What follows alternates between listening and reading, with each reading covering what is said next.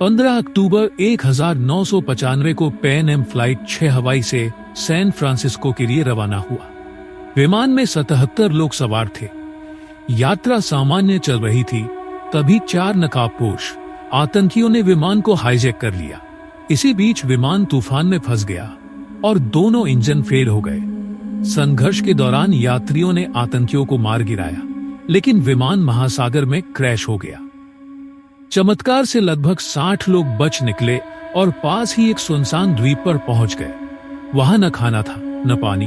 भूख, प्यास और बीमारियों से जूझते हुए उन्होंने आपस में मिलकर शिकार करना, झोपड़ियां बनाना और बारिश का पानी इकट्ठा करना शुरू किया। शुरुआती महीनों में 10 लोगों की मौत हो गई और बाहरी दुनिया ने उन्हें मृत मान लिया। 2 साल बाद एक महिला ने द्वीप पर बच्ची को जन्म दिया। उसकी किलकारी ने सभी को जीने की नई वजह दी। धीरे धीरे वहां और भी बच्चे पैदा हुए।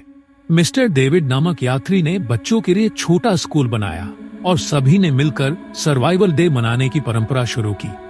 समय के साथ हादसों और बीमारियों से उनकी संख्या घटकर 48 रह गई।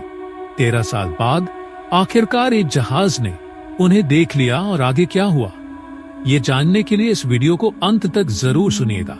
और आपसे एक प्रार्थना है कि एक लाइक और सब्सक्राइब जरूर कीजिएगा। तो आइए सुने पूरी कहानी। 15 अक्टूबर 1995 की सुबह आसमान में नीले रंग की छटा फैली थी और अमेरिकी डबल डेकर लग्जरी विमान पैन एम फ्लाइट 6 हवाई से सैन फ्रांसिस्को के लिए उड़ान भर चुका था। विमान में 70 यात्री और 7 क्रू सदस्य सवार थे। यह उड़ान साधारण नहीं, बल्कि सपनों और उम्मीदों से भरी हुई थी। कोई खिड़की से प्रशांत महासागर की लहरों को देख रहा था, तो कोई किताब में डूबा हुआ था। कुछ यात्री अपनी मंजिल के ख्वाब बुन रहे थे, लेकिन तभी उस शांति को चीखों ने तोड़ दिया। 4 नकाबपोश हथियारबंद लोग अपनी सीटों से उठे और उन्होंने विमान को हाईजैक कर लिया। यात्रियों के चेहरों पर मौत का साया उतर आया। बच्चों का रोना और बड़ों की घबराहट पूरे विमान में गूंजने लगी। यह खबर जैसे ही एयर ट्रैफिक कंट्रोल तक पहुंची, जमीन पर हड़कंप मच गया।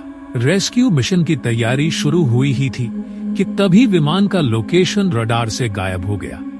दरअसल हाईजैकर्स ने विमान का लोकेशन सिस्टम बंद कर दिया था, पर असली खतरा इससे कहीं बड़ा था। विमान सीधे प्रशांत महासागर के सबसे खतरनाक टाइफून की ओर बढ़ रहा था। हवाओं का दबाव विमान को खिलौने की तरह उछाल रहा था। पायलट ने पूरी कोशिश की, लेकिन प्रकृति की ताकत के आगे उसकी सारी मेहनत बेकार साबित हुई। 2 घंटे के संघर्ष के बाद विमान का पहला इंजन फेल हो गया। कुछ ही देर में दूसरा इंजन भी बंद हो गया और फिर विमान एक जलते हुए गोले की तरह नीचे गिरने लगा। मौत हर किसी की आंखों में नाच रही थी। ठीक उसी पल कुछ यात्रियों ने हिम्मत दिखाई और हाईजैकर से भिड़ गए।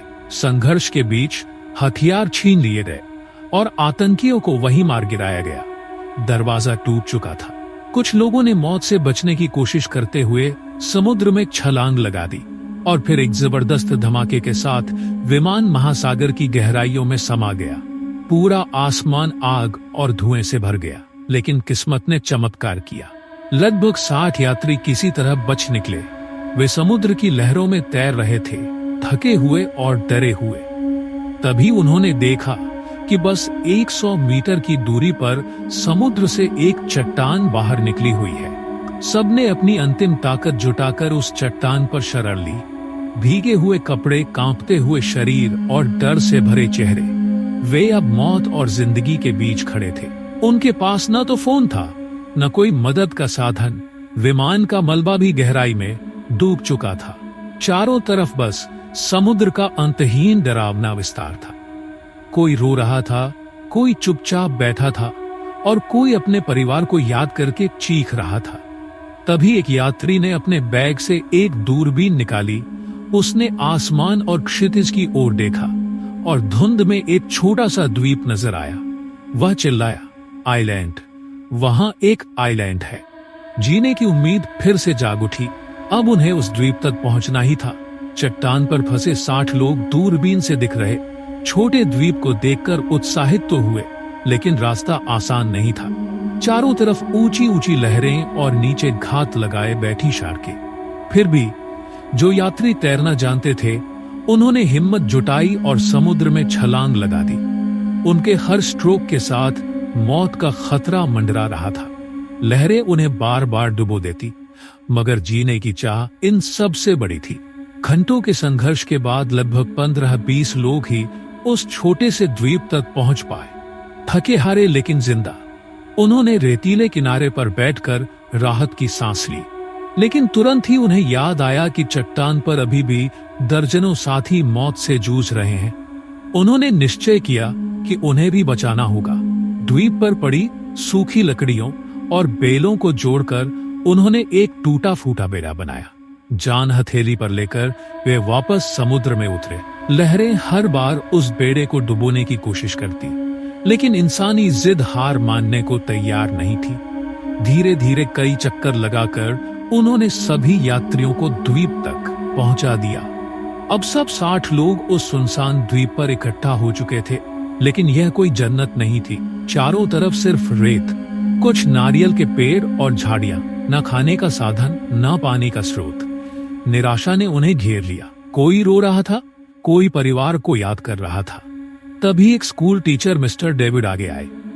उन्होंने सबको संभालते हुए कहा, दोस्तों, अगर हम टूट गए तो मर जाएंगे। हमें जीना है और साथ मिलकर जीना है। उनकी आवाज में विश्वास था। यही विश्वास सभी के लिए पहली उम्मीद की किरण बना। द्वीप पर जिंदगी की सबसे बड़ी चुनौती थी भूख और प्यास। शुरुआत में सबने मिलकर नारियल के पेड़ों से कुछ नारियल तोड़े और उनका पानी पिया। वह सबके लिए बहुत कम था, लेकिन उसी ने उन्हें जीने की पहली वजह दी। उन्होंने चट्टानों के गड्ढों में बरसात का पानी इकट्ठा करना शुरू किया। मिस्टर डेविड ने लोगों को अलग अलग टीमों में बांट दिया। एक टीम को खाने योग्य फल और जड़ें ढूंढने का काम मिला, दूसरी को शेल्टर बनाने का और तीसरी को समुद्र से मछली पकड़ने का। कुछ नौजवानों ने पेड़ों की नुकीली डालियों से भाले बनाए और घंटों समुद्र किनारे खड़े होकर कोशिश करते रहे। बार बार असफलता मिली, लेकिन आखिरकार एक दिन उन्होंने एक छोटी सी मछली पकड़ ही ली। जब उस मछली को आग पर भूना गया तो उसकी खुशबू किसी दावत से कम नहीं थी। हर यात्री ने उसका एक एक टुकड़ा खाया। वह स्वाद केवल मछली का नहीं था, बल्कि जीत का प्रतीक था। सबको महसूस हुआ कि अगर वे मिलकर कोशिश करेंगे तो जिंदा रह सकते हैं। धीरे धीरे लोगों ने पत्तियों और डालियों से छोटी छोटी झोपड़ियां बनानी शुरू की।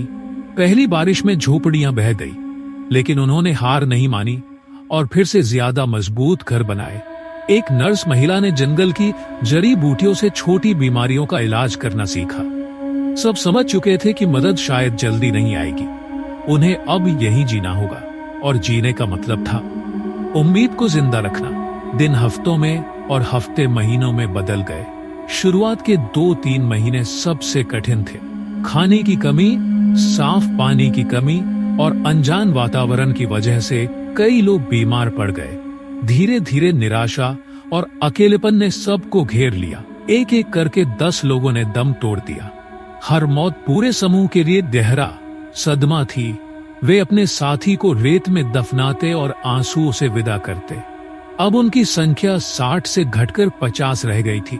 दूसरी ओर बाहरी दुनिया में महीनों खोजबीन के बाद सरकार ने उन्हें मृत घोषित कर दिया। अखबारों में उनके नाम छपे, परिवारों ने शोक मनाया, दुनिया ने उन्हें भुला दिया। लेकिन सच्चाई यह थी कि वे 50 लोग अब भी उस सुनसान द्वीप पर मौत से लड़ रहे थे। समय बीतता गया। निराशा के बीच अचानक एक चमत्कार हुआ। 2 साल गुजरने के बाद एक महिला ने द्वीप पर एक स्वस्थ बच्ची को जन्म दिया। उसकी पहली किलकारी ने पूरे द्वीप के माहौल को बदल दिया। जहां अब तक सिर्फ मौत और अंधेरा था, वहां अब जिंदगी की नई रोशनी चमक रही थी। सभी यात्रियों की आंखों में आंसू थे, लेकिन इस बार ये आंसू खुशी के थे। उस बच्ची ने सबको जीने की नई वजह दी। वे समझ गए कि अब उन्हें सिर्फ अपने लिए नहीं, बल्कि आने वाली पीढ़ी के लिए भी इस द्वीप को जीने लायक बनाना होगा। उस दिन को उन्होंने त्योहार की तरह मनाया, क्योंकि 2 साल बाद जिंदगी ने मौत पर जीत हासिल की थी। समय तेजी से बीतने लगा। 2 साल बाद जन्मी वह बच्ची अब सबकी उम्मीद बन चुकी थी। धीरे धीरे द्वीप पर और 5 बच्चे पैदा हुए। जीवन ने जैसे हार मानने से इनकार कर दिया। मिस्टर डेविड ने बच्चों के लिए एक छोटा सा स्कूल शुरू किया। वे उन्हें अक्षर सिखाते, कहानियां सुनाते और उस बाहरी दुनिया के बारे में बताते जिसे बच्चों ने कभी देखा ही नहीं था। लोगों ने अपने काम बांट लिए। कोई मछली पकड़ता, कोई खेती करता, कोई बच्चों की देखभाल करता। हर साल वे प्लेन क्रैश वाले दिन को सर्वाइवल डे के रूप में मनाने लगे। उस दिन वे गाना गाते, नाचते और अपने खोए हुए साथियों को याद करते। यह उनका तरीका था मनोबल बनाए रखने का। लेकिन इन सालों में बीमारियों और हादसों से 7 और बड़े लोग गुजर गए। अब उनकी कुल आबादी बच्चों समेत 48 रह गई। 13 साल बीत चुके थे। बूढ़े हो चुके यात्रियों के चेहरों पर संघर्ष की गहरी लकीरें थी। वही द्वीप पर पैदा हुए बच्चे अब किशोर हो चुके थे। उनके लिए वही द्वीप पूरी दुनिया था। और फिर एक सुबह आसमान में एक आवाज गूंजी, जहाज के हॉर्न की। पहले तो किसी को विश्वास नहीं हुआ, लेकिन जैसे ही आवाज दोबारा आई, सब लोग समुद्र किनारे भागे। उन्होंने आग जलाई, धुआं किया और जोर जोर से हाथ हिलाने लगे। इस बार किस्मत ने उनका साथ दिया। जहाज ने उन्हें देख लिया और रुक गया। रेस्क्यू टीम नाव लेकर आई और 48 लोगों को द्वीप से बाहर ले गई। 13 साल लंबा इंतजार खत्म हो गया था। वे लोग वापस दुनिया में लौटे तो कोई यकीन नहीं कर पा रहा था कि वे जिंदा है। बाद में एक सर्वाइवर की डायरी से यह पूरी कहानी दुनिया के सामने आई। यह कहानी हमेशा याद दिलाती है, उम्मीद की छोटी सी किरण भी सब अंधेरे को मिटा सकती है। दोस्तों, ये कहानी आपको कैसी लगी कमेंट बॉक्स में जरूर लिखिएगा। और आपसे एक गुजारिश है कि इस वीआईपी कहानी परिवार को आगे जरूर बढ़ाएगा। इसके लिए आप एक लाइक और सब्सक्राइब जरूर कीजिएगा। अगली वीडियो में जरूर मिलेंगे। जय हिंद, जय भारत।